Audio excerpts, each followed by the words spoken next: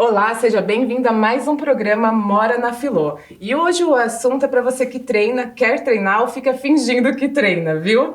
Tem diferença entre aeróbico e cardio, por exemplo? O que você come faz diferença no que você treina? Quais são os mitos e verdades desse mundo da academia de hoje, hein? Fica aqui com a gente, eu sou a Patrícia Volpe. Eu sou o Antônio Lavaca. Mora na Filô?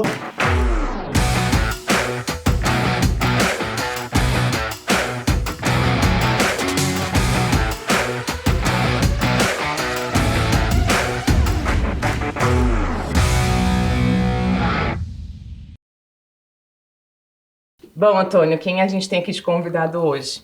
Germano Mongelli, peneireiro, é isso? Falei certo? Certo. Ele é profissional de educação física pela UFSCar, mestre e doutorando pela USP, personal trainer. É trainer que fala. Também temos o Daniel Caruso, que ele é professor de educação física. Ele tem 2 graduações com mestrado, professor de educação física, também é personal trainer, só que também ele faz alta performance. Atletismo, ciclismo, fisiculturismo e um monte de ismo. Sejam bem-vindos, meninos. Bem-vindos. Obrigado. Posso começar perguntando o que é biomecânica, aliás, né? Pra gente fazer essa introdução, que é a sua especialidade, né? Isso. Biomecânica é uma área do conhecimento que, bem de grosso modo, assim, linka o movimento humano, como ele é estudado através das ferramentas da física e da matemática, assim. Na prática, como que funciona? Na prática, o termo tem sido utilizado de uma forma um pouco equivocada e pela mídia em geral. Então, o pessoal usa biomecânica para falar do gesto motor, né? Ao passo que a biomecânica científica mesmo é utilizada para falar de qual é o desempenho motor e como é que é o aproveitamento daquele gesto motor no desempenho no esporte, por exemplo, né? Então, biomecânica, de modo mais específico, requer medidas. E do jeito que o pessoal usa por aí é mais no visual, o que não é muito correto. E aí, por exemplo, na academia, ou é só no esporte? Na academia também serve a biomecânica? A biomecânica pode ser aplicada na academia. Certo. Sim. Mas é mais utilizado no esporte? No esporte é mais utilizado. Entendi. Isso é uma especialização?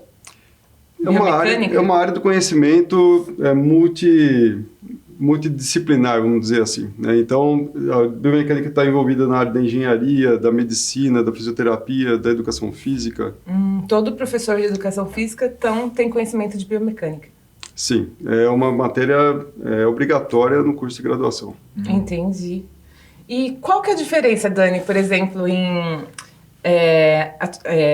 exercícios de alta performance e a tradicional na academia, por exemplo?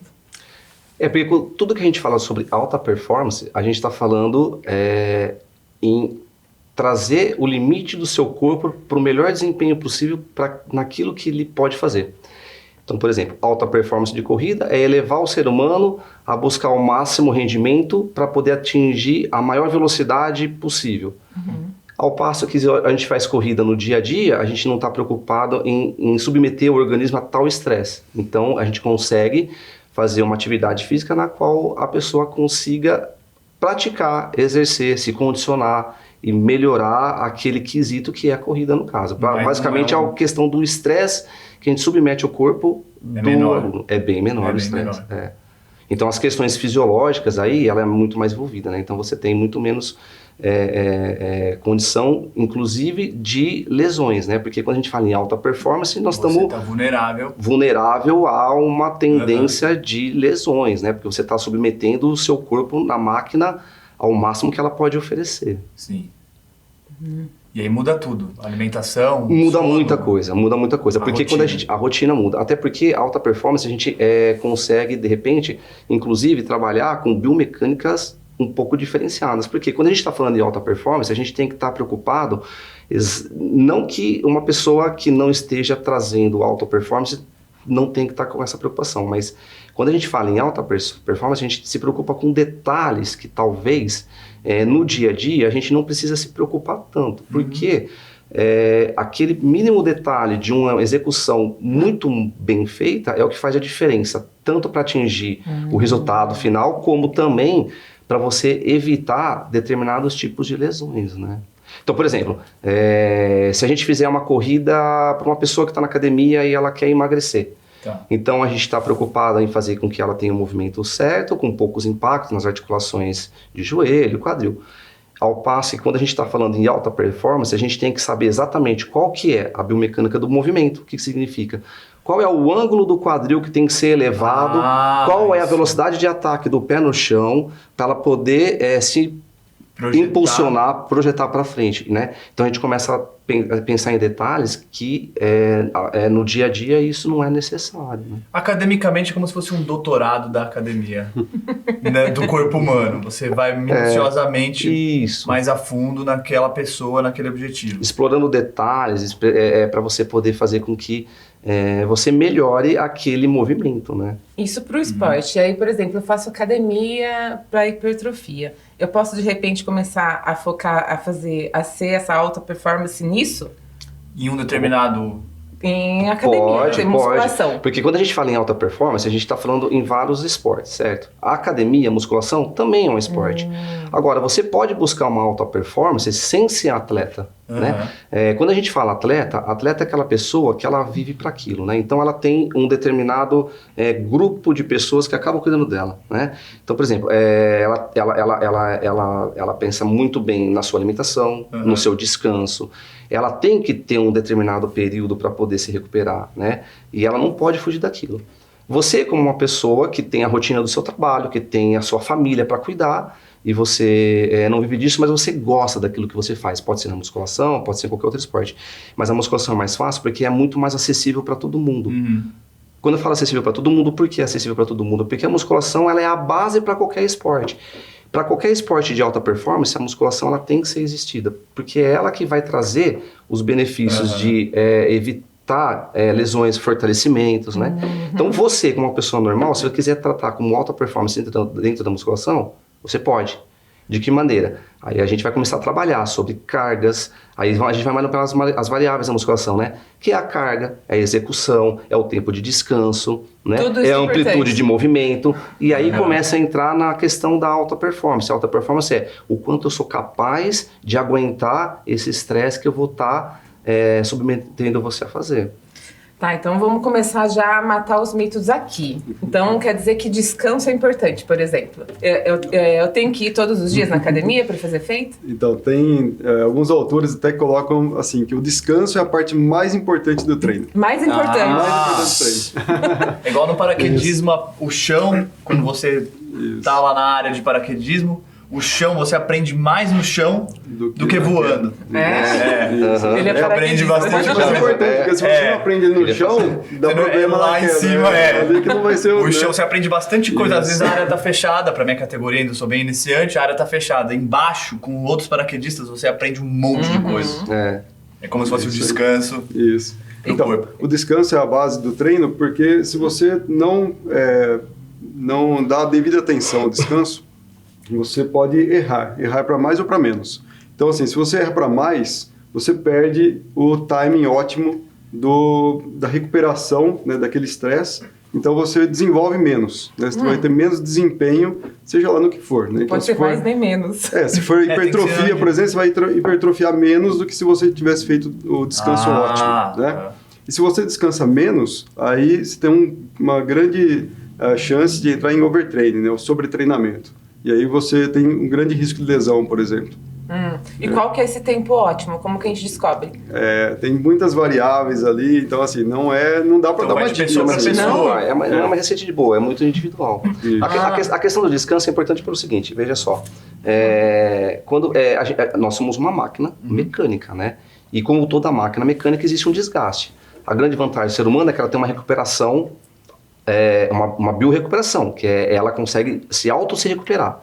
Legal. Quando nós estamos fazendo uma atividade muito intensa, nós estamos gerando resíduos metabólicos no corpo, né? Falando fisiologicamente. Esses resíduos metabólicos, eles têm que ser processados e ressintetizados. E não só isso. Acho que até pode linkar até para mais um mito e verdade, né? Quanto mais tempo eu fico na academia, melhor ou mais eu emagreço. Quanto menos tempo eu fico na academia, pior é. Então, é o que o professor Germano falou, existe um ponto ótimo. Porque conjunto de coisas. Quando você fica muito tempo na academia, você vai gerando determinadas condições de estresse, e esse estresse que você está na academia, no caso, passa muito tempo, começa a liberar algumas sinalizações de hormônios, e esse hormônio começa, ao invés de ser propício à hipertrofia, no caso, começa a ser um efeito reverso, né? Na verdade, pode ser queima, porque assim, quando você começa a liberar muito estresse, você começa a liberar muito cortisol no corpo. Muito cortisol no corpo, você começa a evitar, começa a liberar muito glucagon, porque você acaba acabando com o estoque energético do corpo, que é o glicogênio. E aí, quando você começa a forçar muito isso, você passa de uma situação ótima, aí você começa a sentir um efeito reverso, porque o corpo ele é adaptável. E essa adaptabilidade entra no descanso que o professor Germano falou.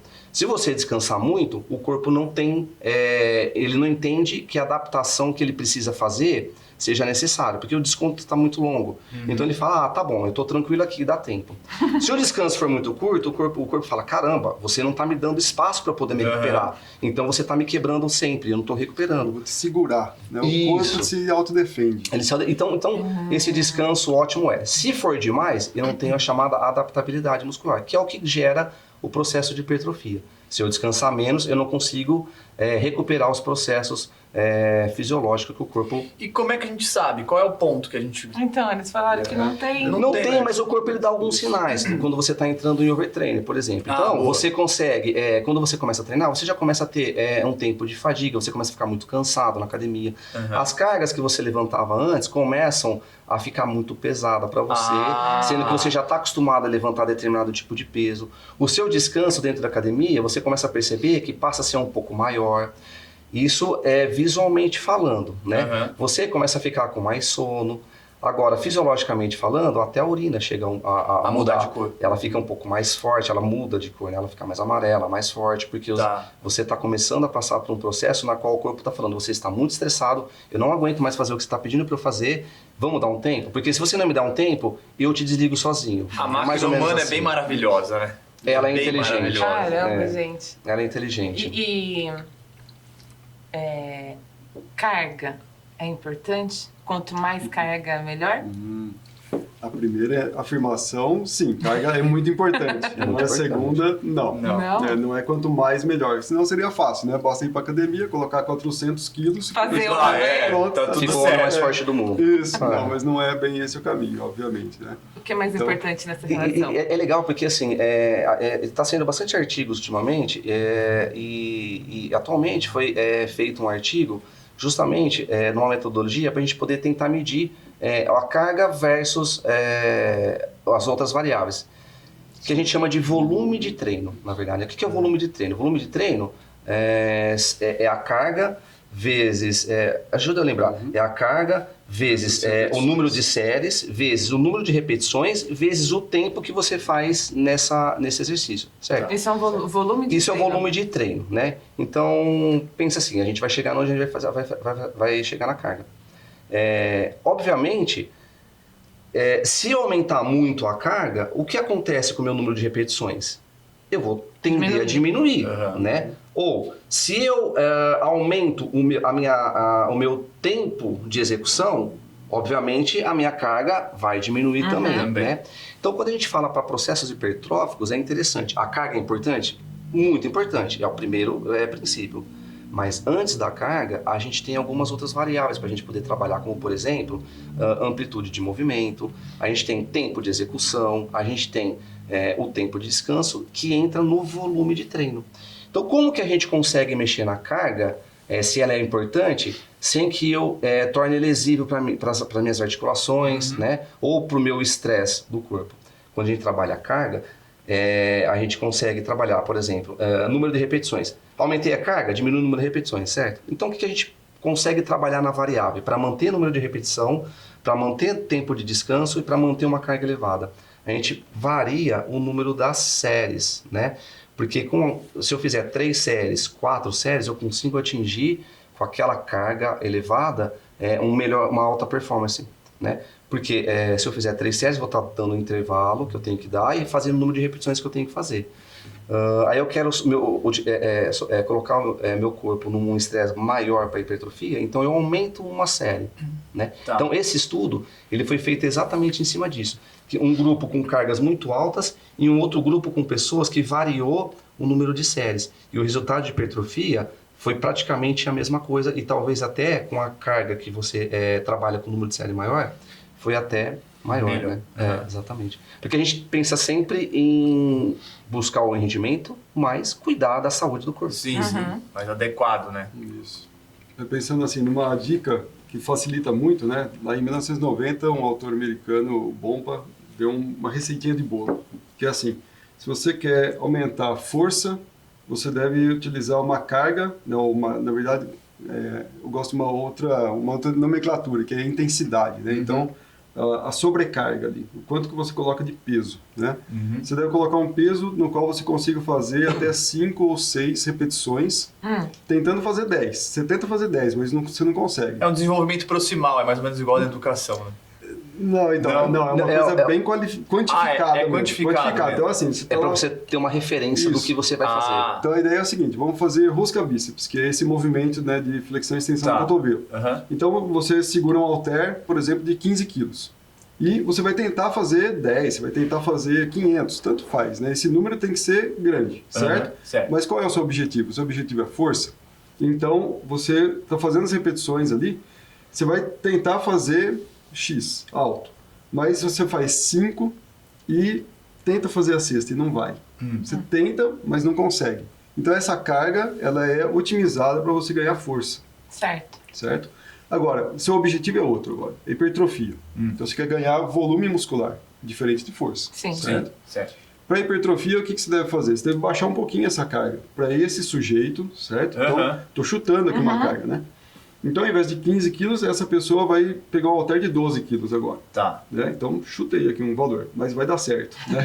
Porque eu tive sorte. Então, é isso. A gente fica estudando a carga para o sujeito. Né? Isso. Então, com 12 quilos, essa pessoa vai tentar fazer 20 repetições, mas consegue fazer 10, por exemplo. Entre 8 e 12 é o que o Bompa encontrou como ótimo para hipertrofia. Então, se você consegue fazer 10, tenta fazer a 11ª e não consegue, essa é a carga ideal para você hoje. Está tudo bem. Ter hipertrofia nesse músculo, nesse movimento, inclusive, né? Se você mudar o movimento, mudar o exercício para esse grupo muscular, você muda a carga, muda tudo. Certo? Então, é muito específico. E se você quer o outro passo, que é resistência muscular. Endurance. Isso, endurance. Fica de 15 a 20 repetições máximas. Com o mesmo, Entendi, é bem com o objetivo. mesmo peso? Não, então, aí o que acontece? Com 12 quilos, você estava tentando fazer 20. Mas quanto você conseguiu fazer? 10. Então, o seu resultado vai ser de hipertrofia. Se você baixar esse peso para 8, para 7 quilos, você vai fazer 18 repetições. E aí, então, 18 vai ser de resistência. É uma maneira de você quantificar para você poder categorizar. Isso, resistência e tal. Existem várias questões aí, por exemplo, outros artigos também, porque tem tempo que você consegue ficar na academia, por exemplo, né? Então, se a gente começar a levar muito número de séries para poder atingir uma hipertrofia ou para você ter uma endurance, então você começa a utilizar muito do seu tempo. Então, na prática, quando a gente leva para academia, de novo, a gente está falando de pessoas que têm o seu cotidiano de trabalho, cuidam da família e tal. Então, como a gente otimiza o tempo para otimizar a hipertrofia muscular, que é, na verdade, o que todo mundo quer, independente de ser homem ou mulher. Hipertrofia significa a gente ganhar mais massa muscular. E ganhando mais massa muscular, que legal, a gente começa a perder mais gordura, o que ajuda a emagrecer. É um ponto bem importante, né? Então, musculação emagrece. E o legal o legal da musculação é que emagrece enquanto você dorme. Isso que entra vendo o primeiro link da nossa recuperação que a gente precisa. Porque eu acho que muda todo o metabolismo também, né? Ele fica acelerado ali? Sim. Pensa o seguinte, o que é que gasta energia no nosso corpo? São os músculos, além dos órgãos, mas é a movimentação de alguma coisa, certo? E qual é a parte motora do nosso corpo? São os nossos músculos, que movem o nosso esqueleto, certo? E para você mover um motor, vamos falar que o músculo é um motor, para você mover um motor, o que você precisa? Energia. Você precisa de energia, de algum combustível, certo? Então, quando a gente tem muita gordura, a gordura tem algum papel motor dentro do corpo? Não, ela é algo que Combustível. Ela é armazenativo, ela armazena. A gordura ela não faz nada, ela armazena, ela gera energia. Tem questões térmicas também, de isolamento e tal, questões de produção de hormonal, mas de uma maneira geral, quem produz movimento são os músculos. E para você produzir movimento, você precisa de energia. Portanto, quanto maior for o seu motor, ou quanto maior for a quantidade muscular que você tem no seu corpo, maior é o seu gasto basal. Basal é aquilo que a gente tem, que taxa metabólica basal, é a taxa de energia que nós necessitamos para nos movimentar, para ir no dia a dia, só para se manter vivo, sem fazer o exercício. Então, quanto maior o músculo, quanto maior a quantidade, quanto maior o peso em quilo de músculo que nós temos, maior a quantidade energética requisitada. Que ele vai requerer. Portanto, quanto mais energia você tem que ser requerida, mais você pode comer sem engordar. Também. É melhor você ter um V8 ou um motorzinho 4 cilindros? Dependendo do bolso do que eu ganho. E qual que é a diferença entre cardio e aeróbico? E qual que emagrece mais, cardio aeróbico ou a musculação agora? Isso é legal. A principal diferença entre cardio e aeróbico é onde as pessoas costumam errar bastante. Na verdade, até por um conceito que vai sendo disseminado ao longo das academias e tal. Né? Vamos lá. Cardio é toda atividade que trabalha o seu coração. Aumenta o débito cardíaco, certo? Então, portanto, o aeróbico está enquadrado dentro de um cardio. Então, o aeróbico ele é um cardio. Então, qualquer atividade que eu vou estar fazendo com alta ou baixa intensidade é cardio. Cardiopulmonar, cardiovascular, ok? Beleza. Musculação está dentro de cardio? Musculação está dentro de cardio. Por quê? Musculação não aumenta o débito cardíaco? Eu quase morro. Pronto. Acelerando.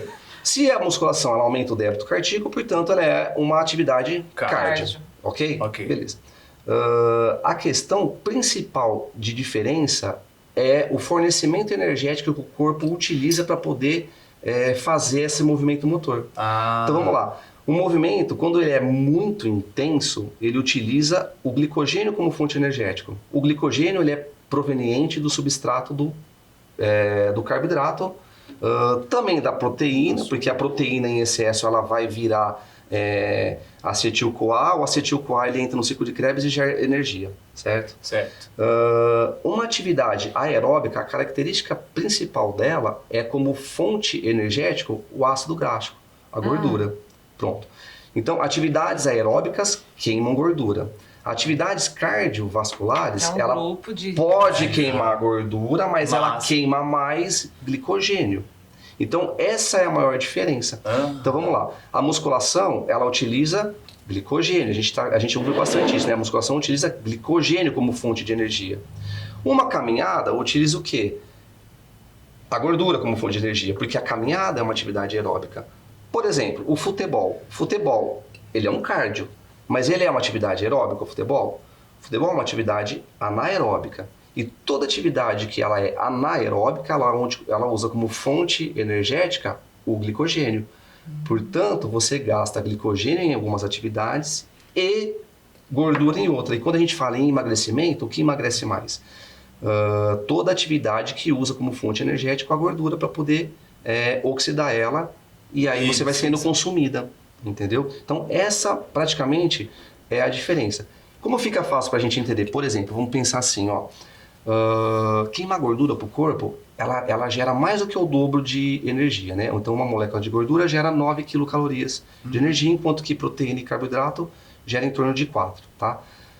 Legal. Mas se gera mais energia, por que o corpo então não queima gordura se gera mais energia, né? Pô, é muito fácil. A questão é a seguinte, seria fácil. Mas a questão é a seguinte, pra gente queimar gordura, pro corpo queimar gordura, é muito custoso para ele queimar gordura, é difícil para ele queimar gordura. Então ele prefere um caminho mais fácil. Sabe aquela história da água? O corpo, ele prefere sempre o caminho mais fácil. Então ele utiliza o glicogênio, que já está armazenado no músculo, que já está circulante na corrente sanguínea, e o maior estoque dele é no fígado. Então pensa assim, se você tem um dinheiro, certo? E aí você, por qualquer que seja o motivo, você ficou doente e você precisa utilizar uma reserva grande de dinheiro. É mais fácil você vender o seu celular para você poder obter um dinheiro. Vamos pensar que o celular seja o glicogênio. É mais fácil você vender o seu celular para você poder suprir a sua necessidade financeira, ou você vender o seu carro. É mais rápido vender um celular, correto? Sim, correto. Tirando o mérito se a gente seja bom vendedor aqui ou não. É mais fácil vender o celular. Só que o celular não é o suficiente para você poder pagar todas as contas. Então você vende um celular, aí você vai lá, você vende o seu computador, aí você vende o relógio, você vai vendendo coisas de pouquinho em pouquinho para poder gerar o que você precisa. É assim que funciona o abastecimento anaeróbico. Você usa o glicogênio. O aporte ele é pequeno, mas ele é mais rápido. Agora, se você tem tempo para você poder vender e você quer fazer um dinheiro rápido, aonde você vai encontrar mais dinheiro? Você encontra mais dinheiro vendendo a sua casa ou você encontra mais dinheiro na sua conta corrente? Não precisa falar. Mas eu sou professor. Mas eu acredito que seja na casa, né? Então vamos lá. A casa seria o seu depósito de gordura. Sim. Então, se eu conseguir vender a casa, eu vou conseguir levantar um montante. Mas para eu poder levantar esse montante, eu tenho que passar pelo corretor, eu tenho que depois passar. Aí a hora que você tem o dinheiro na mão, nossa, você gastou muita coisa. Mas a hora que você tem o dinheiro na mão, você fala, porra, tá aqui. Legal. Entendeu? Então é mais ou menos essa a diferença de cardio e de aeróbico. Por isso que a gente tem que pensar, quando a gente está fazendo uma atividade para emagrecer, muitas vezes os professores falam assim, faça uma caminhada durante um período mais longo, só que uma intensidade mais baixa. Porque o aeróbico, você tem tempo de fornecer, você tem tempo de ir lá pegar a sua casa e pôr para vender. A gordura, o organismo fala, eu tenho tempo de ir lá buscar no meu estoque essa gordura para oxidar e te fornecer energia. Então, caminhar mais tempo, por exemplo, devagar, na prática, seria vender a casa. Isso. E tem uma dica aí, que é o seguinte, a gente tem um gasto maior de gordura, né, de lipídio, quando a gente tem uma relação de consumo de oxigênio e produção de CO2 específica ali, um 0,64 de QR, um número mágico, né? E que fala o seguinte, se você vai caminhar no plano, né? Se for aclive, declive, muda um pouco, mas vamos pensar no plano. Tem uma velocidade ótima para cada um de nós aqui, para a gente chegar nesse ponto mágico de maior queima de gordura. Certo. E ainda bem que a gente não precisa de equipamento para fazer isso, né? A gente tem uma chavinha aqui fisiológica que a gente consegue prestar atenção e a gente encontra com um pouquinho de erro, mas fica próximo, né? Que é o seguinte, você vai caminhando devagar e vai aumentando a velocidade. Tá. Uma velocidade ótima, né? Então essa velocidade ótima de queima de gordura é aquela na qual você vai começar a ficar ofegante. Isso. Então, enquanto você está caminhando com seu amigo, conversando e a conversa está tranquila, você está abaixo dessa velocidade. Se você... Não seria o ideal. O ideal não é, certo? Tá. Mas funciona também, queima gordura, tudo certo. Não é melhor que nada, melhor que ficar na frente da TV. Sim. Né? Não seria o ideal porque você não atinge a otimização máxima da queima da gordura. Um ponto ótimo, né? E se você está caminhando e você não consegue concluir uma frase, né? Então, assim... Também não está legal. Olha, semana passada... Então, eu estou ofegante, certo? Eu passei do ponto, eu estou caminhando mais rápido do que o ideal. Então, fica fácil, certo? É ali no meinho, ali, Isso. na portinha. Corrida já muda. Não, a corrida entra nisso mesmo. Qual é o negócio? A pessoa que é sedentária, dificilmente ela vai conseguir correr sem ficar ofegante. Ah, né? sim. E aí ela tem que insistir ou não? O ideal é fazer um treino, né? Esse é o ponto. Qual é o treino aí? É começar devagar. Corre um pouquinho, caminha um pouquinho, né? Começou a ficar ofegante, para e caminha. Caminha, tal, isso aí. Descansou, corre de novo. Isso, exatamente. E se eu quero... Você vai adquirindo o condicionamento que precisa. E, por exemplo, essas combinações. Eu faço musculação e vou fazer um cardio. Um cardio não, né? Um aeróbico. Antes de chegar nesse ponto, só concluindo o que o Antônio falou. Então, na corrida, dependendo do seu nível de treinamento, você pode correr numa velocidade elevada para nós aqui, mas que para ele é muito tranquilo. A frequência cardíaca não se altera. Não se altera. Sobe muito pouquinho. E a pessoa nem fica ofegante. Então tem gente, dá raiva isso, né? Mas tem gente que você tá de bicicleta do lado do cara e o cara, então rapaz, eu corri ontem, fui até Araraquara correndo, voltei Então, Keniano na Unicep. Então, não dá vontade de passar a perna? Foi a corrida deles. Eu tava lá, a IPTV vindo me filmar, falei, que eu sou famoso. O Keniano já tava na segunda volta, ele fez 15 km em 44 e 30. Então, na boa. Ele tava ali, próximo desse ponto dele, o que é mais de 2 vezes a sua velocidade de corrida, entendeu? Isso então, é da pessoa ou ele alcançou? Isso, é individual e momentâneo. O que significa isso? Para você hoje é uma certa velocidade. Vamos pensar assim, você está meio sedentário hoje, tal. Para você hoje essa velocidade que a gente está falando aqui é de 6,5 por hora, certo? No plano. Se você treinar, daqui 6 meses não vai ser 6,5, vai ser 9. Você já vai estar trotando. E vai estar começando a ficar ofegante a 9, não a 6,5. Entendeu? Você muda. Essa é a adaptabilidade que o organismo ele utiliza para você poder melhorar o seu desempenho. Seja na musculação ou seja Por isso que a gente tem que tomar cuidado com as coisas que a gente coloca no nosso corpo. Sim. Porque ele acostuma. Isso. Certo? Tudo. Ele acostuma com exatamente. tudo. Com o sedentarismo. Ele é adaptável. Ele é adaptável. Maravilhoso. Ele é adaptável. Muito legal. Porque o processo hipertrófico, quando a gente fala de hipertrofia, a gente está falando muito de musculação, mas é exatamente isso que o professor Germano falou. O processo de hipertrofia, ele não ocorre só a nível muscular, ele ocorre a níveis metabólicos também, né? Então, o que seria uma hipertrofia desse condicionamento desse corredor? As enzimas dele têm uma velocidade maior de quebra dos substratos energéticos, entendeu? Para poder fornecer energia mais rápida, porque o corpo está acostumado a fazer essa tarefa. Sim. Então, a hipertrofia, ela ocorre não só a nível motor, ela ocorre a nível fisiológico também. Completo. Completo. Isso que é interessante. Que a gente vê mais a aparência, que é o que está por fora, né? Mas um corredor, você consegue hipertrofiar outras atividades enzimáticas do corpo, biomecânica dele, metabólicos, né, energéticos. Então isso é bem legal.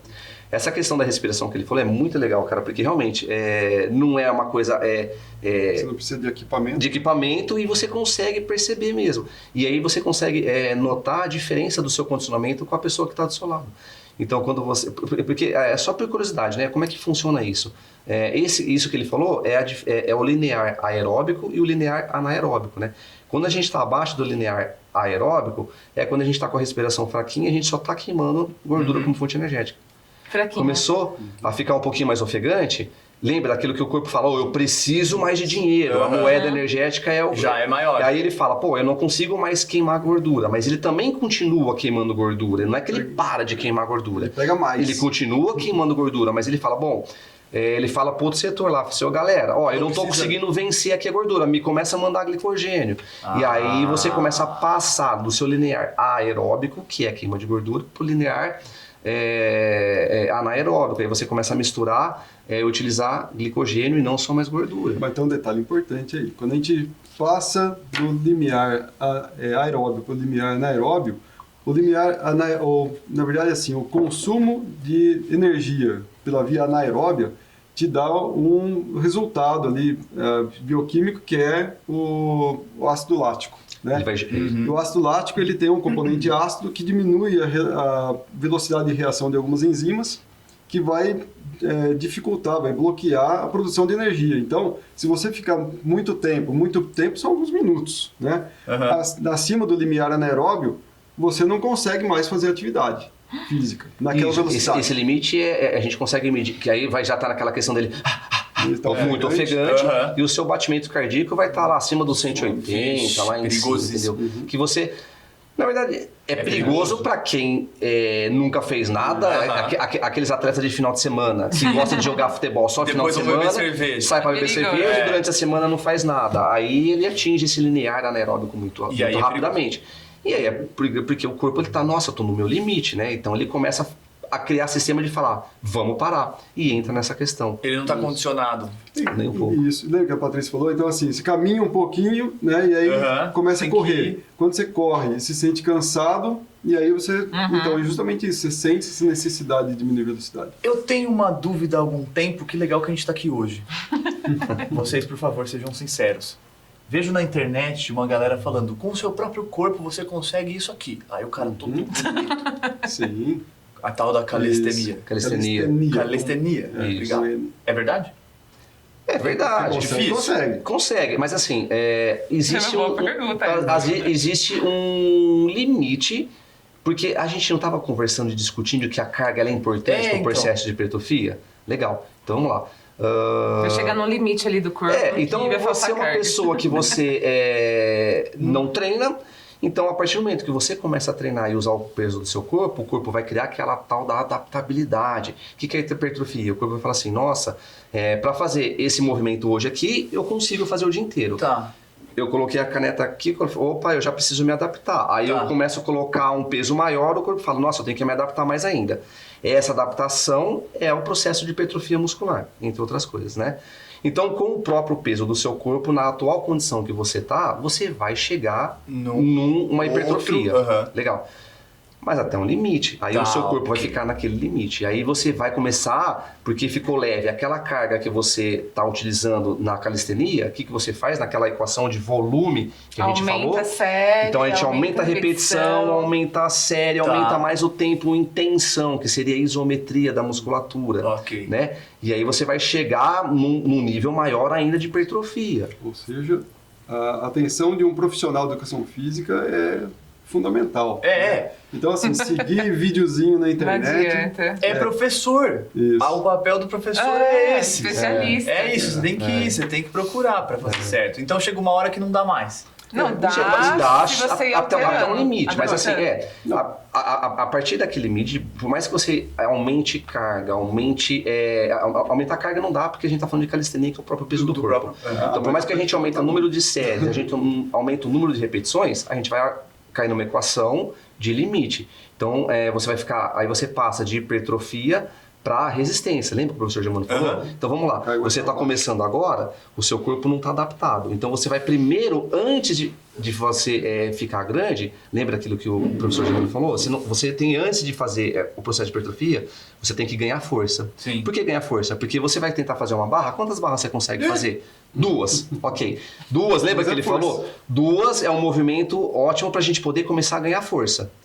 Hoje eu faço 2. Amanhã eu faço 2, depois amanhã eu faço 3, depois amanhã, semana que vem eu faço 5, mês que vem eu faço 8. Opa, eu passei de ganhar força e estou começando a ganhar hipertrofia. Por quê? Aquele peso do seu corpo que você já está... o corpo já começou a acostumar com aquele peso que ele está carregando. Então ele passou de força para começar a fazer hipertrofia. Então a partir daquele momento você já está forte, então já consegue fazer hipertrofia. 8, 12 movimentos, 15 movimentos. Passou disso daí, o corpo já entrou no processo de hipertrofia, ele falou, bom, eu não preciso mais crescer. Agora eu preciso o quê? Eu preciso ficar resistente porque ele está aumentando muito o número de repetições. Então você está com uma carga limite, certo? E aí você já está com aquele tempo de movimento limite, então agora você vai passar de endurance. Então você ficou forte, você cresceu, agora vai ficar resistente àquele exercício, entendeu? É um caminho. Por que ficar resistente não fica maior também? Porque a gente está falando de células que estão trabalhando a nosso favor. A célula que te dá volume é a célula tipo 2, é a célula de contração rápida. A célula que te dá resistência é a célula de contração lenta e ela não te dá volume. Então, por que é contração lenta? Porque se é endurance, se é performance, ela é lenta porque ela utiliza mais a gordura como fonte de energia. Então a contração dela tem que ser lenta para dar tempo de queimar gordura. São as fibras vermelhas. E por que contração rápida? É potência, são esportes que, por exemplo, uma corrida de 100 metros, corredor de 100 metros. É rápido, é 10 segundos. Então ele precisa de ter força, potência. É a célula branca. Então quando você começa no seu primeiro movimento de fazer barra que você nunca fez, você começa a desenvolver qual tipo de célula?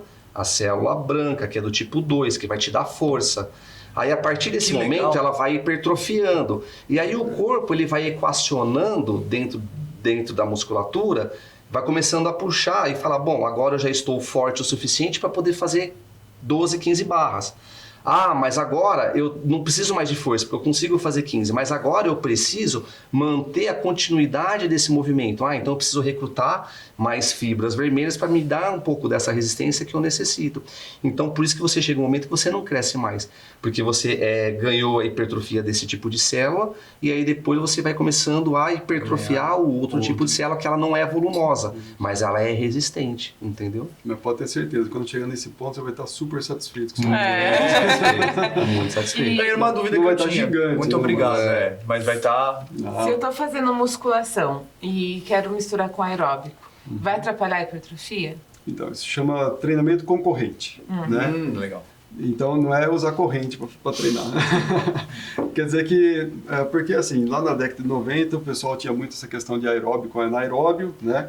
E falava, olha, um é concorrente do outro, né? E aí se eu treinar se complementam. Se eu usar Tira muito essa do ideia. outro, vai tirar desse e vice-versa e tal. Mas vamos pensar o seguinte, se for um super atleta, sim, então você deve levar isso em consideração, né?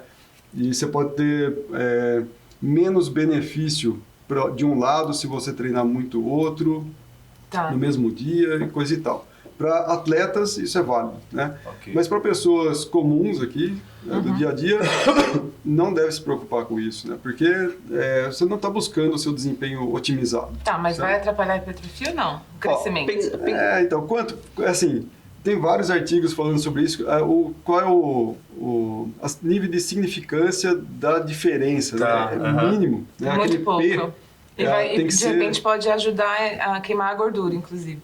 Não, isso com certeza. Musculação Quanto e mais aeróbico em atividade, seguida. mais queima Mais gordura. queima, mais Pra quem Pensa- não cardio, Pensa no etc. conceito que a gente falou, que a gente está discutindo e mantendo na tecla. O conceito é o seguinte: se a gente, linkando, qual a diferença entre cardio e aeróbico, certo? Se aeróbico é uma condição que queima mais gordura e anaeróbico queima mais glicogênio, a gente falou aqui que caminhar leve queima mais gordura. Se a gente falar que musculação queima glicogênio, a gente está usando substratos energéticos diferentes. Certo? Complementares. Então, quando eu faço a musculação e uma atividade aeróbica, eu estou complementando algo. Lembra o professor Fernando Germano falou? Então, depois da musculação, a gente continua queimando mais gordura, porque o corpo ele necessita energia para se recuperar, remodular as fibras, ressintetizar aquilo que ele gastou do treino. Se na musculação eu estou fazendo muita força, estou utilizando glicogênio muscular, eu esgoto esse glicogênio muscular, no aeróbico eu estou utilizando a gordura como fonte de energia. Então eu estou complementando. É good, então. Legal, é good. Legal, Agora, dá quando a bom, gente bom. fala em fazer musculação e depois fazer cardio, é exatamente isso. O cardio, a gente não falou que o cardio, que é uma atividade intensa, ele utiliza glicogênio como fonte de energia também? O que a gente utilizou como moeda energética na musculação? O mesmo tal do glicogênio. Então, quer dizer, se eu utilizei e esgotei meu glicogênio na musculação e vou fazer uma atividade intensa, que é um cardio intenso, que vai precisar utilizar a mesma moeda energética, eu esgotei ele na Vai musculação. desenvolver na E aí, daí eu vou utilizar, o que eu tenho para utilizar? Eu não tenho mais para utilizar essa moeda, eu gastei ela. Gastou tudo. E aí o que o corpo começa a fazer? Ah, legal, a gente sabe que, a gente conversou aqui, discutiu que para você poder utilizar numa atividade intensa, ele não queima gordura, porque a gordura é muito difícil, muito demorada para poder sintetizar. Então o que ele faz? O corpo é inteligente, ele usa outras vias, chamada neoglicogênese. O que é o neoglicogênese? É você buscar substrato energético que não seja através do carboidrato, glicose. Então ele busca através aonde? Da proteína. Aonde é o maior reservatório de proteína do corpo? músculo. O músculo. Então, por isso que ele falou que é o treinamento concorrente. Eu treinei musculação, utilizei glicogênio, esgotei o glicogênio. Legal. Aí eu vou fazer ainda uma atividade intensa, vou sair correndo porque eu quero emagrecer. Esse é o problema, porque as pessoas acabam não emagrecendo, acabam engordando. Sabe por quê? O que é engordar ou emagrecer? É o percentual de gordura que a gente tem em relação à massa muscular, certo? Então, quais são basicamente as duas maneiras que a gente pode emagrecer? A gente pode perder diretamente a gordura, estamos emagrecendo, certo? Certo. Ou a gente pode ganhar massa muscular, ok? Porque se eu ganhei massa muscular, o meu percentual de gordura diminuiu, ok? Então, esse é o primeiro momento. Ou como a gente pode engordar? A gente pode ganhar diretamente gordura estocada ou a gente pode diminuir a massa muscular. Porque se nós perdermos massa muscular, o nosso percentual de gordura está aumentando, ok? Então cai nesse treinamento concorrente. Eu treinei, estimulei hipertrofia na musculação, estou ganhando massa muscular. Mas aí eu vou fazer uma atividade intensa. O corpo fala, eu não consigo te fornecer energia rápida. Então ele começa a queimar aquelas proteínas que vão gerar energia mais rápido do que a gordura. A minha você admiração queima pelo seu trabalho de vocês aumentou. Verdade, procurem um profissional Sim, de educação física. da educação. Sobre consciência corporal. é importante e o que ela é, entendeu? Na hora de que eu tô fazendo atividade física. Legal. A consciência corporal é a percepção que a gente tem do movimento. Então, tanto da amplitude de movimento que a gente está fazendo, quanto da postura que a gente mantém durante o exercício. E é fundamental para se evitar a lesão, né? Principalmente evitar a lesão de coluna e das articulações que estão envolvidas no movimento. Então é muito importante. Eu estar fazendo aqui um bíceps no celular e eu estar aqui olhando, vai mudar real. É diferente, sim. Olha que interessante. E não só, olha só. Em 2022 ou 23, agora não me lembro, inclusive eu li esse artigo semana passada. Foi feito um estudo de caso com 2 grupos de pessoas que receberam o mesmo protocolo de treinamento, sendo que a única diferença é que o segundo grupo foi dado a orientação de, enquanto estiver fazendo exercício, concentrar no que está fazendo, pensar naquilo que está fazendo. Então, no caso, foi o rosca bíceps. Mas não é pensar no que está fazendo, é pensar no músculo. Isso. Então, assim, a orientação foi... Direcionar o pensamento. A orientação foi, não é só fazer o movimento. Um grupo fez o movimento normal, o outro grupo, além de fazer o movimento, foi dada a orientação.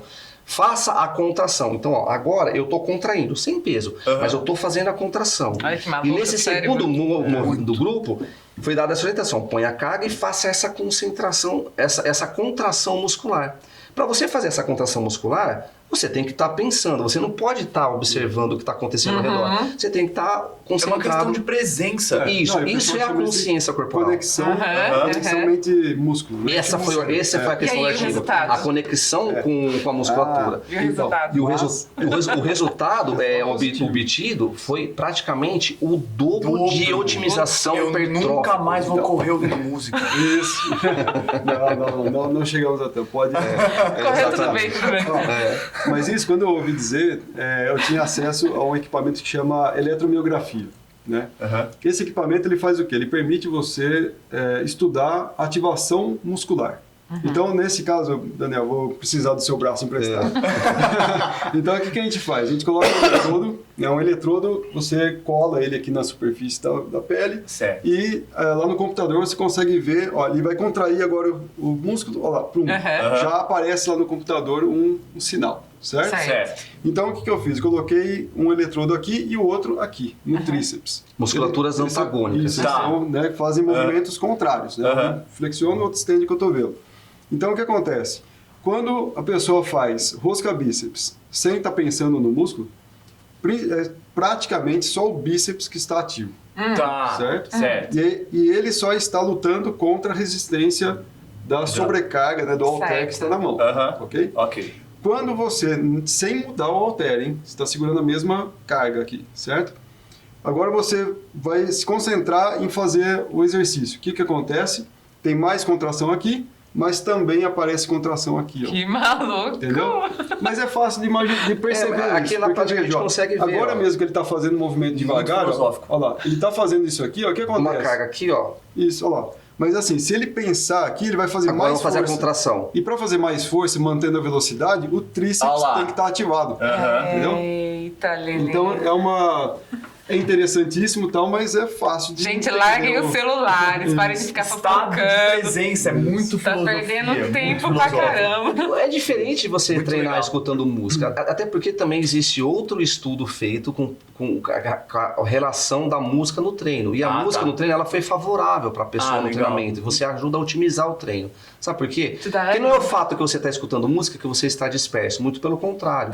Quando você está escutando música, você está isolando os barulhos externos. Legal. E você está escutando algo que te motiva, que faz com que você libere mais catecolaminas, que é hormônios de adrenalina, que vai fazer com que você tenha mais disposição para treinar. Mas você não pode viajar, né? Você não vai viajar. Então, assim, com a música na cabeça, você consegue. Não é porque você está escutando música que você não está conseguindo fazer a concentração na musculatura. Ou não está tendo a consciência corporal que deveria ter. Até o tipo de música também interfere. Se você escutar Enya, é uma coisa. Se você escutar... Não, para corrida é Iron Maiden. Aí... Pode continuar escutando música. Boa, obrigado, gente. Ó, deixa eu dar uma corrida aqui, porque já passou os nossos 5 últimos minutos, viu? A gente falou rápido. Mitos e verdades sobre posicionamentos. Por exemplo, eu vou fazer um agachamento e quero fechar a perna, ou eu quero abrir, ou eu vou pôr ângulo. Isso faz diferença na hipertrofia ou é mito? Ó, isso daí é uma coisa que não faz muita diferença. Muitos estudos mostram, por exemplo, vamos falar da cadeira extensora, quando a pessoa ela quer trabalhar o vasto medial. O vasto medial é a musculatura do lado interno da coxa, tá? São 4 músculos, o lado interno, a parte de dentro, a parte do meio e a parte de fora. O de fora é o vasto lateral. Então, as pessoas, quando a gente vai fazer a cadeira extensora, ela vai fazer isso daqui, né? Vai estender o joelho e vai voltar. Então, o que muita gente faz? Você simplesmente joga o pé muito para fora, para poder fazer o movimento com a perna, né? A perna assim aberta, e você vai trazer. Legal. Aí ela fala, eu vou trabalhar mais vasto medial. Por que isso não acontece? Vamos pensar assim, ó, essa é a diferença e a importância do profissional de educação física. Por quê? Antes de a gente pensar se isso funcionou, a gente tem que entender de inserção e origem de musculatura, né? Então, se a musculatura do quadríceps, ela está inserida no tibial, a função articular femotibial, que é a articulação do joelho, ela tem a função de fazer extensão de joelho, ok? Se você rotacionar a perna para fora para tentar trabalhar o vasto lateral, é o joelho que rotaciona para fora? É o quadril. É o quadril. Faça isso e depois tenta fazer isso em casa. Sim. Rotaciona a perna para fora, você vai perceber que não é o seu joelho que gira. Bailarina tem essa consciência, né? É o seu quadril que gira. Bom, se é o seu quadril que gira, tanto faz se você deixar ele reto ou se você deixar ele girado. Porque quem vai fazer o trabalho de flexão e extensão é o quadríceps. Então, se você deixar o joelho reto, você vai fazer extensão e flexão. Se você rotacionar o corpo, você vai continuar fazendo o movimento, mesma coisa, só que com uma tensão na articulação, podendo aumentar, prejudicar. Tanto faz para o músculo, mas não é tanto faz porque é tudo igualzinho. Não, você gera mais sobrecarga articular. No joelho, no quadril, no cotovelo, no ombro, entendi. Talvez fica fácil de você entender também outro mito sobre que a gente consegue ajudar a preservar, por exemplo, na panturrilha. Né? A panturrilha assim, faz assim. Do nosso corpo, a gente só tem 2 articulações que ela é tridimensional, né? Que é o ombro e é o quadril, é o fêmur, certo? Que a gente consegue abduzir, a gente consegue elevar, a gente consegue rotacionar. O pulso, por incrível que pareça, a gente fala, o pulso também é tridimensional, né? A gente consegue rodar. Não. O pulso são dois movimentos, para baixo, para cima. E aqui, ó. E aí você consegue fazer junto. Diferente do ombro, que o ombro eu rotaciono e rodo ele, ó. É diferente. O tornozelo segue o mesmo princípio e conceito do nosso pulso. O tornozelo, ele tem 2 direções. Ok. Quando a gente está com o pé parado para fazer panturrilha, que a gente trabalha 2 músculos da panturrilha, que é o gastrocnêmio e o sóleo, que está embaixo do gastrocnêmio. Então, a gente faz extensão e flexão do tornozelo. Quando a gente rotaciona o calcanhar de forma abduzida, quem é que rotaciona?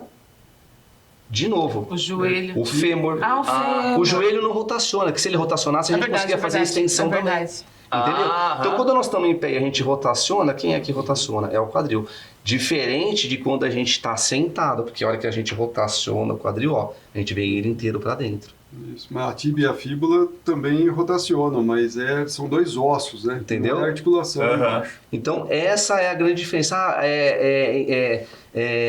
Trabalha mais um grupo muscular-osso entre mito e verdade? Cara, não vale a pena. Não vale a pena o risco de que você vai correr articularmente. Você vai se machucar e vai ter que parar tudo. Mas olha que interessante, como é importante um profissional de educação física, né? Porque assim, se você, eu quero trabalhar panturrilha, para ficar panturrilha desenhadinha ali e tal, e aí você senta na máquina, coloca o equipamento aqui apoiando em cima do joelho e faz dorsiflexão e flexão plantar, né, aquele movimento do pé, assim. Você está trabalhando com o joelho dobrado, você está trabalhando o sóleo, que é um músculo que está para baixo da panturrilha. Se você quer desenhar a panturrilha, você tem que fazer esse exercício em pé. A posição do joelho é determinante para identificar qual músculo você está trabalhando. Então, esse é um ponto importante, né? Agora outro, no leg press, por exemplo. Mudar a posição do pé não muda nada? Com relação a fazer isso aqui, não. Mas se você coloca o pé lá em cima calcanhar lá na ponta do apoio, Do apoio. né? Lá você está trabalhando completamente outros músculos, lá a parte inferior de coxa, né? Isquiotibiais, glúteo, com o pé lá em cima, e com o pé embaixo o quadríceps, Tá. certo? Aham. Então muda mesmo, né? Mas Então, tem assim, que saber o que e mudar, o que está como mudando, mudar. então, fazer isso muda para complicar o seu joelho, né? E fazer isso muda para pegar outros grupos musculares. Então, não dá para passar todas as dicas. Não. Tem que ir Com, lá. com qual idade eu posso começar a fazer musculação? Criança pode fazer musculação? Muito Pode. boa pergunta. Isso é Pode. bem legal essa pergunta, cara. É que posso. Lógico, lógico. É que assim, do meu ponto de vista, qual é a atividade física ideal para você? É que você mais gosta de fazer. Legal. Né? Então, assim, se uma criança vê os pais treinando, vê o irmão treinando e tal, e sente vontade, a criança tem 5 anos de idade, não tem Deixa problema. aí. Não tem. Desde que tem alguém supervisionando, obviamente, que sabe o que está fazendo. Os né? limites daquela Isso. criança. Mas, agora, um grande mito. A criança não vai deixar de crescer. Pelo contrário. Vai pelo crescer contrário. mais saudável. Não, e vai crescer mais. Vamos pensar só em centímetros? Cresce mais. É. O que faz a gente crescer? É compressão no osso longo da perna. Aham. Então, quanto mais força de Você compressão, mais maior. é estímulo para você crescer. Né? Então, se você jogar no sofá a adolescência, né, dos, sei lá, 12 até os 16, você vai perder bastante do estirão de crescimento. Aham. Né? Se você joga a bola, corre, fica em pé, já é o suficiente para crescer mais. Vamos, molecada. Assim, e aí existe também esse processo fisiológico. Por que ajuda a crescer mais? Porque a criança, ela, principalmente na fase de pré-adolescente para adolescência, é onde você está começando a borbulhar, os hormônios estão começando a florir mais. Legal, legal. E a musculação, ela ajuda a manter isso de forma organizada. vamos dizer assim. Entendi. Menos caótico. Então pensa assim, por que uma criança pode jogar futebol e não pode fazer musculação? E quando eu falo criança, uma criança de 5, 6, 7 anos de idade pode começar a treinar. Aham. Obviamente, de uma forma mais lúdica, Lógico. lúdico, você não vai forçar a pessoa, e de uma forma assistida.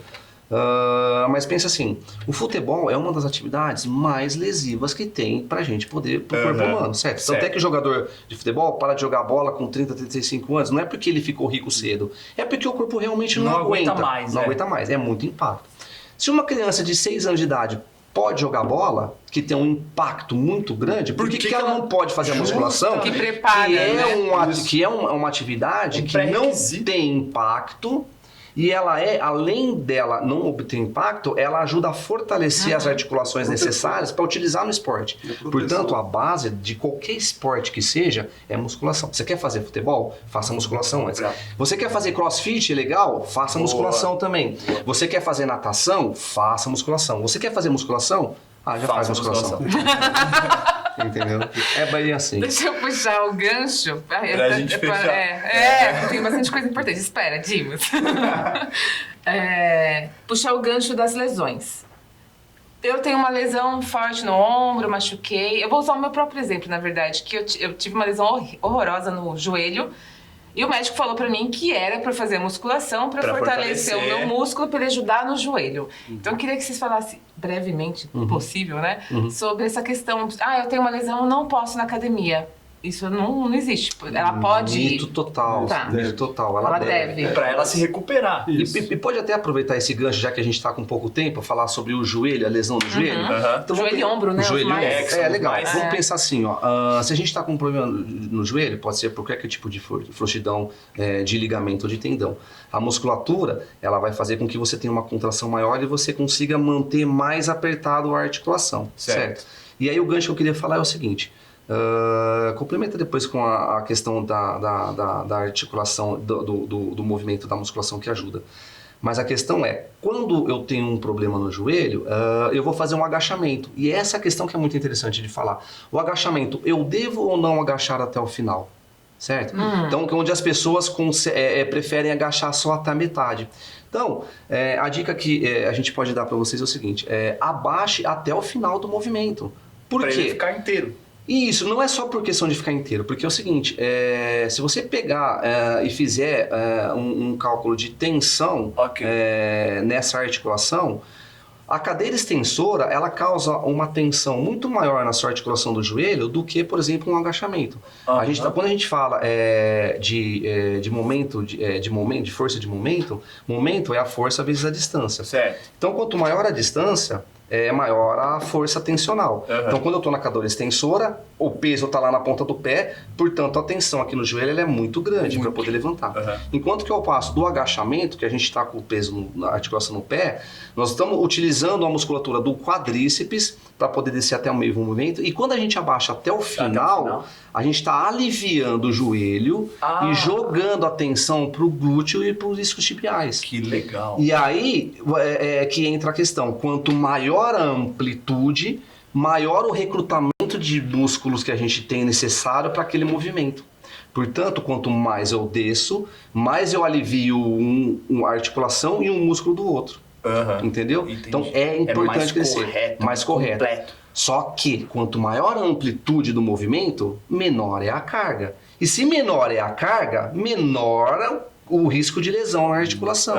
Portanto, eu estou descendo muito, estou trabalhando vários grupos musculares daquele movimento e estou aliviando a tensão daquela articulação. Isso seria força ou resistência, no caso? Independente. Você pode Mas trabalhar, nesse caso, você eu pode tô trabalhar. diminuindo. Independente, você pode fazer um agachamento. Eu consigo fazer agachamento só com o corpo. Legal. Depois eu consigo fazer agachamento com 20 quilos cada lado. Eu só consigo fazer 2 movimentos. Entra naquela questão que a gente falou. 2 movimentos. Desci 2 vezes, é força. Eu consigo com os 20 movimentos descer 12. Opa, hipertrofia. Consegui descer 40 vezes. Endurance, performance. Mas a questão é amplitude de movimento para você ter, que você ajuda, ao contrário de você prejudicar, você melhora. Mas tem 3 pontos super importantes aí. Primeiro, sentir algum desconforto. Dor é uma indicativa que tem algo errado. Então, sentiu que o joelho deu uma pontada e tal, tem coisa errada, não faça biomecânica mais, do movimento, onde entra o profissional de educação física para poder auxiliar então, assim, o posicionamento correto do pé. Dor tá aí. A outra é o seguinte, tem um equipamento que chama barra guiada. Smith Machine. Isso. Que nada mais é do que uma barra que corre num anteparo vertical, num trilho vertical. Isso possibilita você colocar os pés lá na frente, né? E aí, com esse posicionamento, o seu joelho não fica muito flexionado quando você leva o quadril lá embaixo. Né? Porque quanto maior a flexão do joelho, quando você tem a contração do quadríceps, você vai gerar uma força de compressão no menisco. Então, se você joga o pé para frente, aí você consegue fazer o movimento completo sem apertar demais o menisco, que é lesivo. Né? E o terceiro ponto que o Daniel colocou muito bem é com relação à carga. Então, assim, legal, vamos fazer o movimento completo, mas não é porque o seu amigo está colocando 40 quilos de cada lado que você vai fazer igualzinho. Igual, porque não tem o mesmo contexto. Isso. Então, assim, a carga, inclusive, pode ser de alívio do peso. Tem gente que fala carga negativa, que não faz sentido nenhum. Mas é assim, no Smith, por exemplo, né? Ao invés de você colocar anilhas na lateral, você tira todas. E além disso, você coloca elásticos puxando a barra para cima, para aliviar, certo? Porque só a barra, já dependendo do equipamento, do fabricante e tal, já tem 20 quilos, por exemplo. Ou ela só vai guiar o seu corpo já tem massa, né? Você vai estar sustentando ali, sei lá, 40 quilos, 20 quilos, porque é uma fração da massa do seu corpo, né? Então, esse elástico pode diminuir ainda mais a intensidade, né? Então, esse é o ponto. Não é legal fazer o movimento completo com uma sobrecarga gigantesca. Aliás, não é legal fazer nenhum movimento com uma sobrecarga além do que isso. E isso acontece... É normal hoje em dia. Treinamento de ego, não de musculatura. Então, tem muito. Para finalizar, nutrição. Qual que é o posicionamento, a importância dela nisso Dentro tudo? disso tudo. Nossa, é fundamental, né? É o pilar da musculação, o pilar do desempenho. Qual é o pilar? É um tripé, né? Tudo é trilogia, né? Treinamento, alimentação sono e o descanso, certo? Pronto, exatamente. Até porque é no sono que a gente consegue regular os nossos hormônios, que é o que vai fazer a gente poder crescer e queimar mais gordura, inclusive diga-se de passagem que dormir queima muita gordura, de uma pessoa normal cerca de 400 a 500 quilocalorias por 8 horas de sono, né? além de você renovar os seus hormônios, né? Mas a alimentação ela é muito importante, porque assim, se a gente quiser hipertrofia, o que constrói a musculatura? É a proteína, é os aminoácidos. Se a gente quiser energia, quem que nos fornece energia? É o carboidratos e a gordura também, né? Se a gente quiser construir hormônios, ela vem proveniente do nosso colesterol. O colesterol é bom, ele constrói hormônios, né? Então, assim, pensa numa casa. Para eu construir uma casa, eu tenho que ter os pedreiros e eu tenho que ter o material de construção. Sim. Então, para eu levantar uma parede, não adianta nada eu ter muito tijolo E não ter material e ter muita mão de obra. O que vai acontecer? Vai ficar ali parado o excesso. Não adianta nada eu também ter pouca mão de obra e ter muito equipamento, porque vai demorar para construir. Então, numa construção eu preciso de uma maneira bem equilibrada e harmoniosa a quantidade de proteína, carboidrato e gordura. Senão não funciona. Senão não funciona. Da mesma maneira que é super importante ter um profissional de educação física acompanhando o trabalho na academia e tal, ninguém é melhor do que o nutricionista para poder fazer essa... Quais são E um bom colchão. Um colchão de sono. É importante isso. Você vai ver que treinando forte você não precisa de um bom colchão. Você Você pode em desmaia. qualquer lugar, Quais são os principais suplementos utilizados hoje em dia?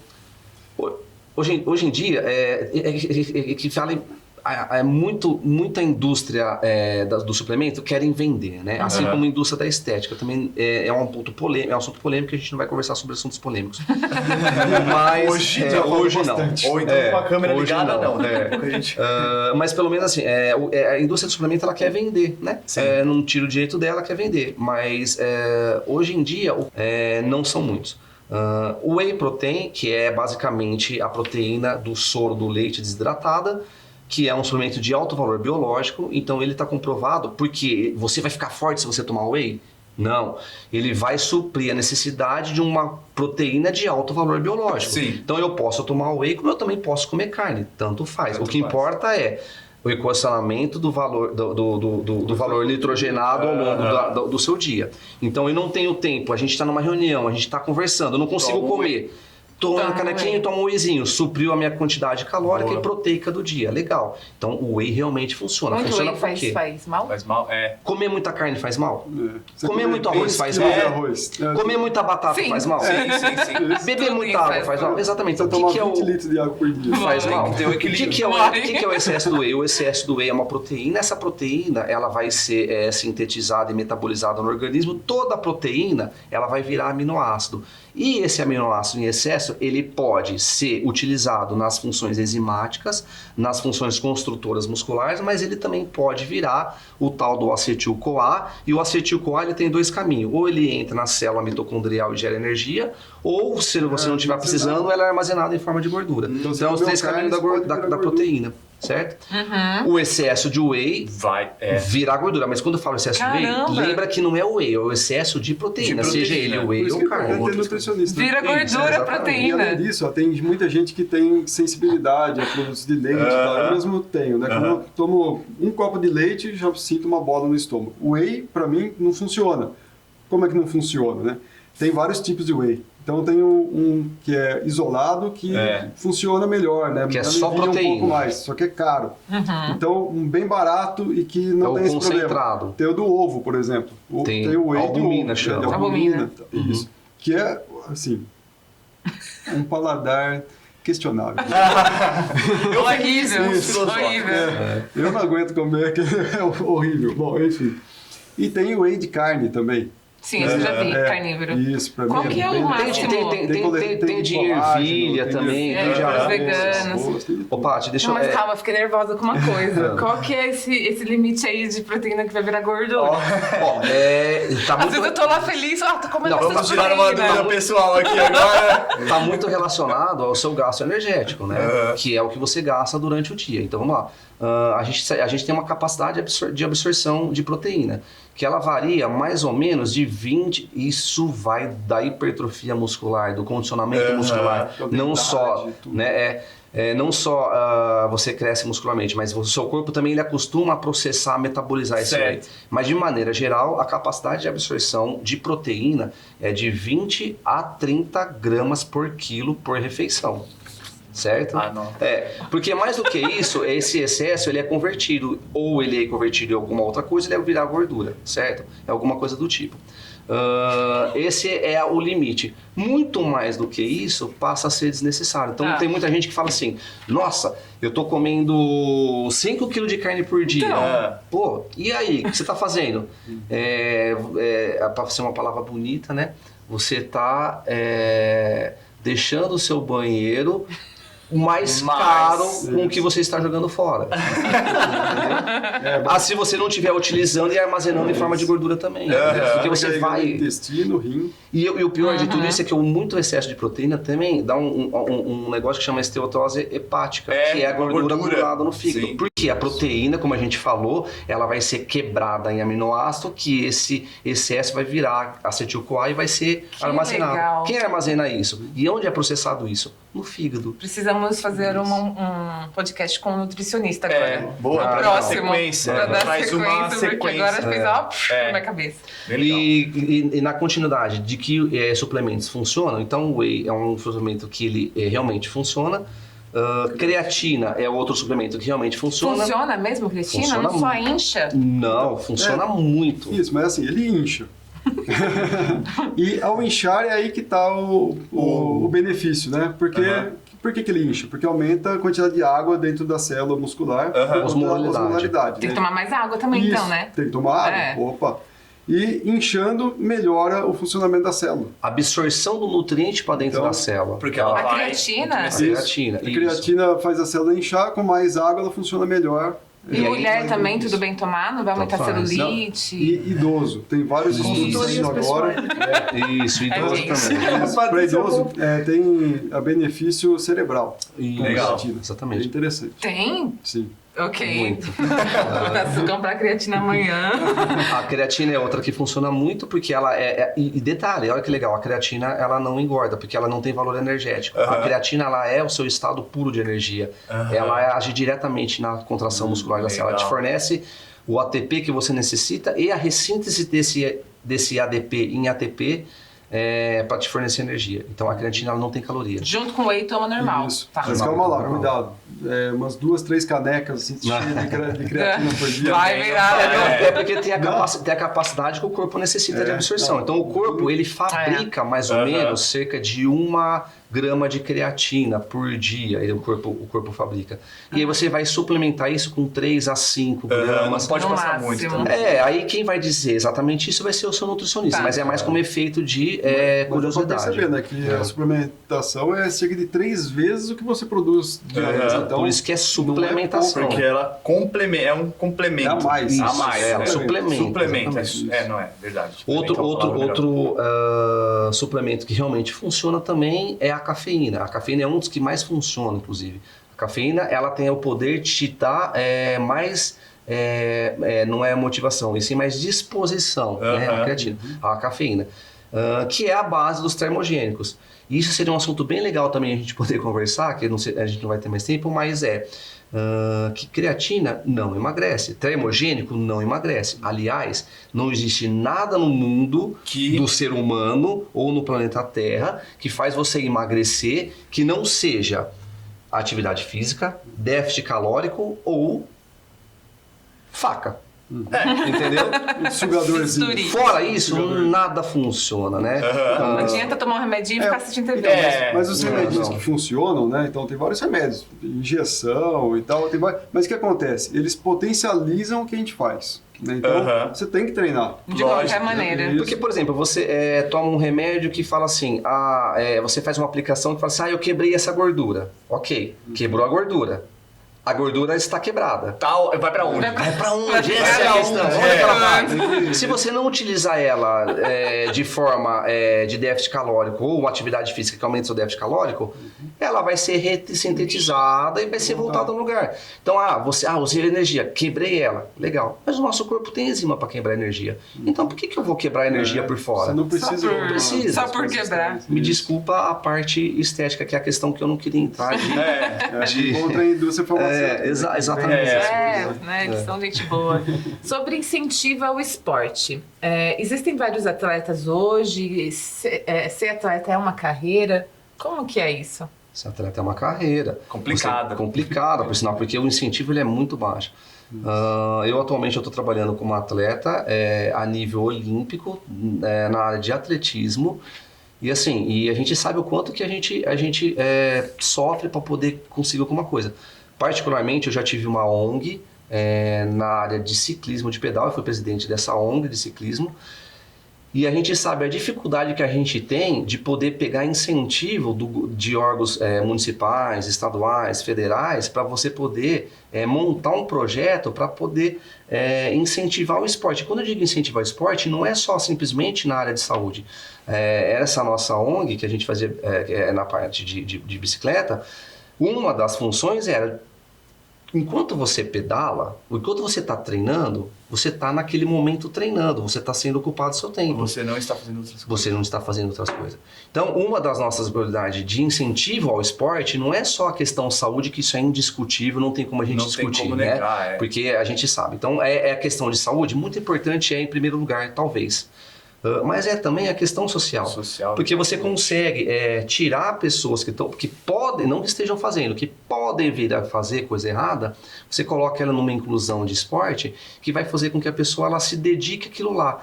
Não só isso, ela também melhora a sua capacidade de interagir com as pessoas, porque o esporte é bem bacana. Ele ajuda você a interagir com as pessoas, melhora a sua condição de conversar com as pessoas por autoestima, normalmente também. E se você tem uma autoestima boa, você faz coisas melhores ao longo do seu dia a dia. Seu dia você rende melhor, ajuda a pessoa. Então, o incentivo ao esporte é exatamente essas vertentes. A área da saúde, indiscutível. A área da estética, também, por que não? É errado ficar bonito? Não, eu quero mais ficar bonito mesmo. Na área social, para a gente poder ter inclusão de pessoas, porque o esporte, olha que bacana, se você de repente tem alguma deficiência física, o esporte faz com que você tenha, inclusive, torcida para você.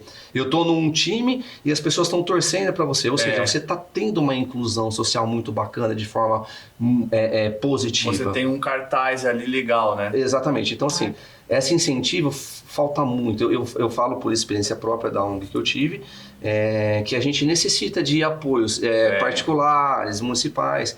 E quando a gente pede recursos, não é porque a gente quer ganhar dinheiro ou ficar rico, é porque realmente tem um gasto. Fazer rodar, você tem que pagar professores, você tem que pagar equipamentos, você tem que trazer, não é simplesmente trazer aquele grupo para dentro do esporte. Você tem que dar o transporte para ela, você tem que dar uma boa alimentação para ela, porque ela tem que vir aqui entender que o esporte gera tudo isso daí. E aí você tem que ficar tendo que pedir recursos. E isso é uma coisa, triste já, assim, a gente falar, porque parece humilhante, assim, sabe? Você tem que rastejar e pedir coisa que, na verdade, não deveria ser pedido. Na verdade, é direito, né? Eu acho que as pessoas tinham que ter um outro... Isso. As pessoas tinham que ter um outro tipo de cultura. Isso. Vamos lá, vamos ajudar, vamos promover. Sim. Dimas tá me xingando, gente. Esse foi um dos programas que a gente nem conseguiu falar sobre os convidados. Né? Já caiu no assunto, saiu mergulhando. Bom dia, vamos lá. Então deixa pra galera então, o contato de vocês, de repente, para conhecer melhor o trabalho, né? De repente quiser entrar em contato com vocês. É por onde? Legal. Eu tenho um estúdio de academia, né? O meu forte ali é personal. Se quiser entrar no meu contato, o meu Instagram é Daniel personal _. Lá tem o meu contato de telefone, acho que é mais fácil pelo Instagram, né? E por ali a gente consegue encontrar e sair uma boa conversa para tentar visitar o local onde eu trabalho e conhecer um pouquinho da metodologia do trabalho que eu tenho, acho que é bem legal. Legal. Bom, eu atuo como personal trainer prioritariamente no São Carlos Clube, mas também atuo na casa das pessoas, em condomínio e tal. E como eu não tenho tempo livre, mas acho que eu vou passar meu contato. Olha que bom, é bom ver isso. Tá difícil. Mas é bom, Agenda cheia, mas é bom muito passar, bem. assim, Eu as pessoas acho, podem até sim. entrar para tirar dúvidas, sabe? Isso. Conhecer também, acompanhar. seu Então, trabalho. no Instagram, então, germano.peneireiro, que tá lá. Foi a primeira pessoa que falou, não vou passar não, Não, não dá. eu sou cheio. Bom. Talvez Mas- fosse mas- que Filhos para cuidar, não é? Mas esse é Só 3. bons profissionais têm poucos tempos disponíveis. Exato. Bom, gente, esse foi mais um Mora na Filô. Hoje a filosofia foi sobre saúde. Muito obrigada, viu, gente? Obrigado, viu, pela gente? participação. Muito bom. Obrigado. Até a próxima, gente. Até, pessoal. Beijão.